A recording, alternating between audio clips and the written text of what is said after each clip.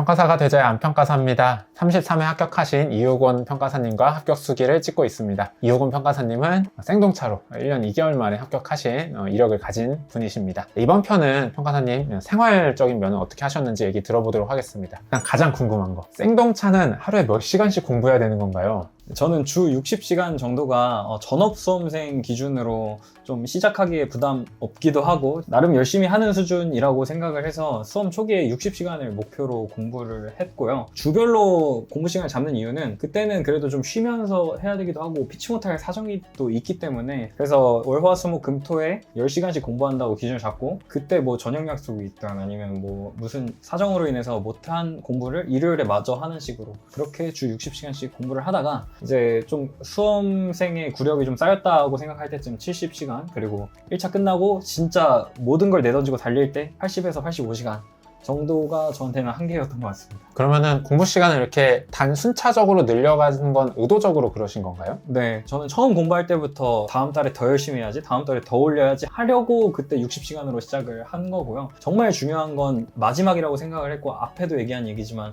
시험 1년 전 5시간보다 시험 한 달 전 1시간이 더 중요하다고 생각을 하거든요. 그래서 마지막에 지치지 않는 게 정말 중요하다고 생각을 해서, 그래서 매일, 매달 조금씩 더 열심히 살고 이런 식으로 한 달에 하나씩 했던 것 같습니다. 알겠습니다. 그리고 되게 사소한 건데 네. 평가사님은 네. 오늘 공부 끝나고 집에 가면 오늘 너무 힘들었으니까 유튜브 보다가 한두 시간씩 보고 네. 이런 적은 없었나요?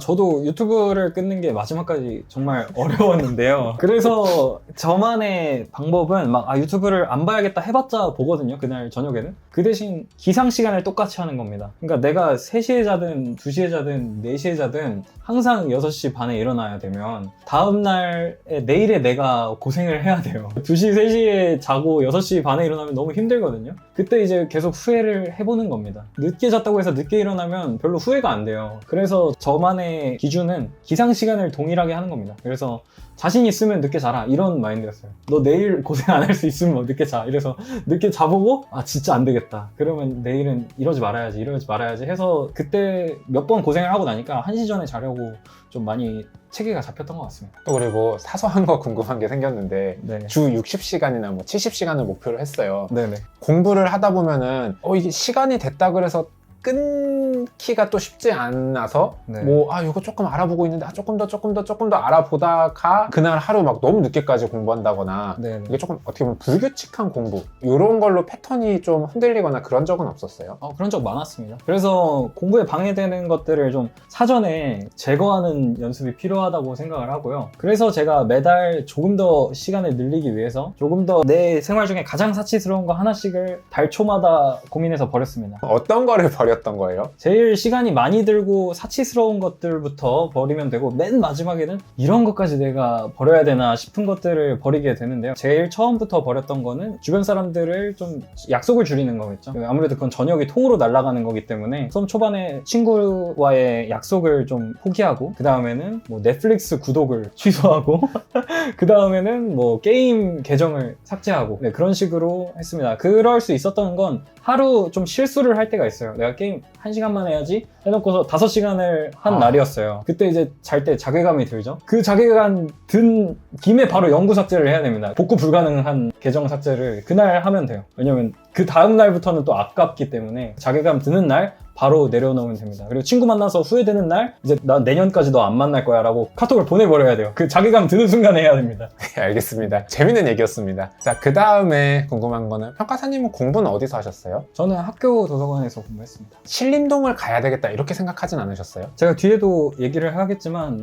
실강의 장점이 많이 없다라고 생각을 해서 인강으로 공부를 해야 되는데, 그럴 거면 좀 익숙한 환경에서 하는 게 좋다고 생각을 했고, 그리고 처음 생각은 나중 가서는 의미가 없어졌지만 좀 대학생이고 싶었어요. 그러니까 난 고시생이 아니라 좀 아직 속세와의 연이 좀 완전히 끊어지는 게 너무 슬펐기 때문에, 그래서 학교에서 했던 것 같습니다. 정말 아무 의미 없는 나중 가면 의미 없습니다. 생각이었군요. 학교에서 가장 불쌍한 꼴을 하고 다니게 되죠. 네네. 그게 자극에는 도움이 됩니다. 계속 후배들이 졸업하고 플랜카드 걸리는 걸 보면서 공부하러 가기 때문에 나 1년 더 하기 정말 싫다 이런 생각이 좀 오히려 학교에서 공부하면 많이 드는 것 같아요. 알겠습니다. 자, 그러면 또 이제 신림동을 들어가는 이유 중에 하나는 뭐 인강도 있지만 이제 개별 스터디를 하기 쉬워서 네. 나 혼자 공부하는 게 힘드니까 네. 가는 경우도 있잖아요. 네.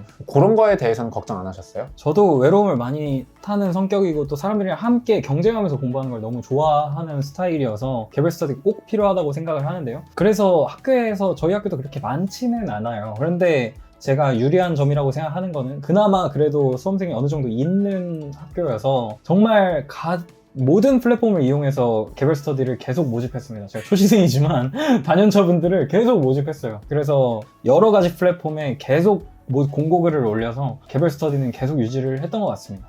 뭐 학교에서도 사람들이 충분히 구해져서 충분하진 않았지만 어떻게든 끌어모았습니다. 그걸로 뭐 딱히 신림동을 갈 필요는 못 느꼈다? 네, 그게 제 유리한 점이었죠, 사실. 네, 알겠습니다. 갑자기 말 나온 김에 개별 스터디는 어떤 게 도움이 됐나요? 일단 처음 기본 강의를 들을 때는 크게 서로 할 게 없다고 생각을 해요. 나만의 답안 작성이 좀 가능해지는 시기에 분명히 단연차들은 조금 더 야비하게 쓰고 있습니다. 그 답안을. 좀 더 영리하게 쓰고 있어요.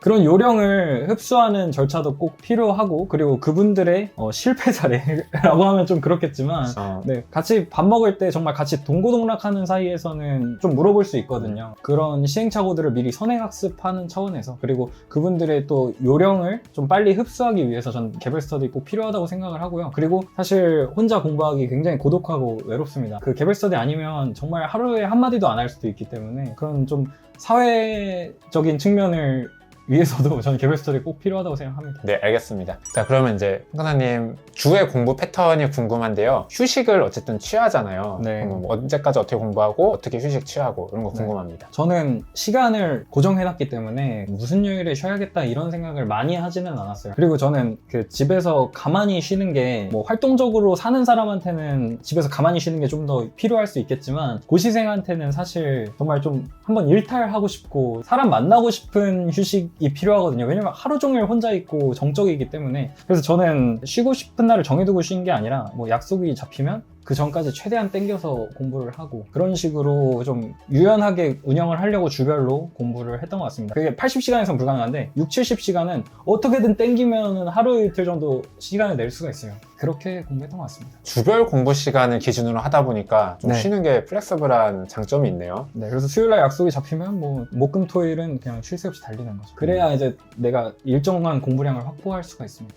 그러면 이제 또 소소한 궁금증이 생겼는데 시간을 정하잖아요. 네네. 평가사님 전체 수험 기간을 돌이켜봤을 때 달성한 주와 달성하지 못한 주의 비율은 어느 정도인 것 같아요? 제가 맨 처음에 얘기했듯이 한 4개월 정도씩 끊어서 60시간, 70시간, 80시간을 목표로 공부를 했는데요. 그걸 달성하지 못했을 때 주 범위 있잖아요. 오늘 게임하느라 못했다, 아니면 넷플릭스 정주행하느라 못했다. 그러면 그날 구독 취소하는 겁니다. 계정 삭제하고. 그래서 그 원인을 하나씩 제거해 나가면서 달성률을 좀 높이려고 했던 것 같습니다. 그리고 어차피 동차생들은 겨울만 되면 1차 시즌이고 1차 끝나면 2차 시즌이기 때문에 시험이 목전에 와 있으면은 알아서 좀 잡히는 것 같아요. 그게 좀 가까워졌을 때는 크게 고민하지 않았던 것 같습니다. 상황상 이게 좀 정신을 놓을 수가 없군요. 네, 그렇습니다. 알겠습니다. 혹시 이렇게 혹사시키면서 공부를 하시면 네. 어떤 체력적인 어려움은 없으셨어요? 체력적인 어려움이 있었고 운동이 좀 필요하다는 생각을 많이 했는데요. 제가 뭐 아까 약속을 취소하고 뭐 구독을 취소하고도 했지만 그 다음에 버린 게 운동이에요. 그래서 헬스를 이제 끊어놓고 한 반년 동안 기부를 했는데 그때부터 이제 체력이 좀 안 좋아지기 시작을 했고 하고 싶다는 생각이 좀 들었습니다. 근데 어차피 1년을 계획했기 때문에 그냥 건강이 무너지는 채로 시험을 끝내기로 했던 것 같아요. 제가 뭐 그 건강한 장수생이 되고 싶지는 않았습니다. 알겠습니다. 건강한 장수생보다는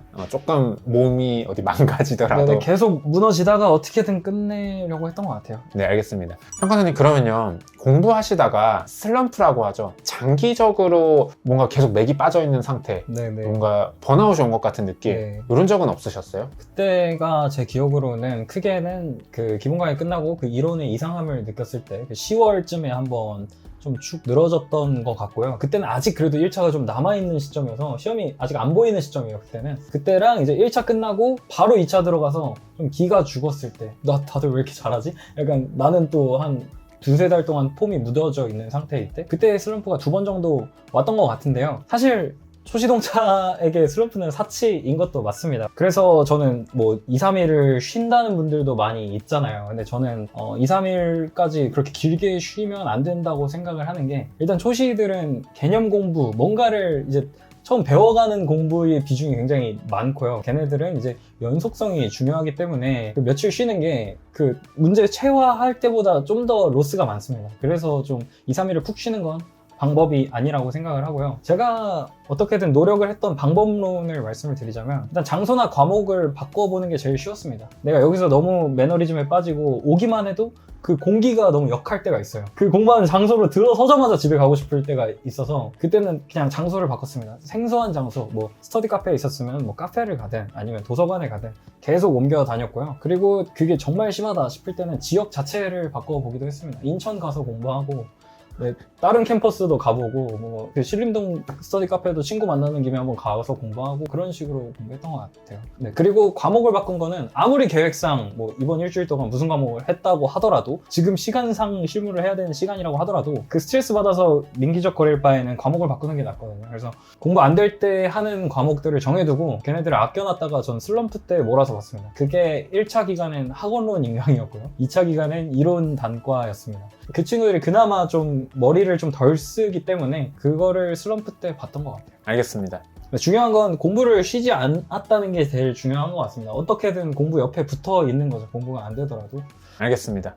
혹시 또 이런 슬럼프를 극복하는 다른 노하우도 있으신가요? 근데 정말 시험이 가까워지면은 아까 제가 말했듯이 뭐 장소를 바꾸거나 과목을 바꿀 여유도 없고 그런 사치도 부릴 수 없는 시점이 오는데요. 오히려 그리고 그럴 때 번아웃이 많이 오기도 합니다. 그럴 때 제가 할 수 있었던, 사실 방법이라고 하기도 좀 뭐하긴 한데, 스스로를 최대한 궁지에 몰아 넣어서 자극하는 방법이었어요. 그래서 제가 3기에 이제 처음 투입됐을 때 많이 쉬기도 했고, 다른 분들 너무 이제 잘하는 분들을 많이 만나서 기가 죽어 했을 때 의욕이 많이 꺾여서 최대한 불합격 이후의 상황을 좀 상상하면서 좀 스스로를 좀 더 비참하게 만들고 좀 부정적인 감정으로 공부를 했던 것 같습니다. 그러려면 꽈락이 났던 날 오히려 집에 가서 주변 친구들이나 엄마한테 합격할 것 같다, 나 요즘 잘하고 있다, 그 합격하면은 마이너스 통장으로 외제차 사고 싶다, 이런 설레발을 최대한 부려놔서, 그래서 불합격하면은 얼마나 실망하시겠어요. 그리고 내가 얼마나 무안해질까, 그런 약간 뒷목 땡기는 상상을 하면서 더 궁지로 몰아넣었을 것 같아요. 너 이래도 공부 안 할 거야? 너 떨어지면 큰일 나는데? 이런 생각을 좀 더 자극했던 것 같습니다. 와, 대단합니다. 근데 보면은 이런 마이너스적인 생각을 하시면서 그걸 승화시켜서 에너지를 내시는 분이 있는 것 같고, 또 어떤 분들은 이제 플러스적인 생각을 해야 그 에너지가 나시는 분이 있는 것 같은데 정말 대단합니다. 네. 그리고 제가 유튜브 영상에서 되게 공감이 됐던 부분도 있는데요. 뭐 어떤 변호사님께서 하시는 말씀이신데, 엄청 공부를 열심히 하던 기간에는 이런 짓을 내년에 또 할 생각을 하니까 너무 역겹다, 그래서 오늘 쉴 수가 없다, 이런 얘기를 제가 유튜브에서 본 적이 있거든요. 딱 그 느낌이 저도 시험 직전에 들었던 것 같아요. 다시 하는 건 너무 역겨워서 오늘 쉴 수가 없다는 그런 느낌? 그게 저는 슬럼프가 그렇게 극복됐던 것 같아요. 그렇군요. 갑자기 그 이제 3기 때 큰 고비가 왔다는 걸 얘기해서 생각났는데, 그때 뭐 울고 그러진 않았나요? 울기보다는 그냥 잘 때마다 계속 심란했던 것 같아요. 내가 계속 해야 되나? 너무 무리하는 거 아닌가? 이런 생각 했던 것 같습니다. 네, 알겠습니다. 평가사님 어떻게 공부하셨는지 얘기 잘 들어봤습니다. 잠시 쉬었다가 수험생분들이 평가사님한테 질문해 주신 것들 답변하는 시간 갖도록 하겠습니다.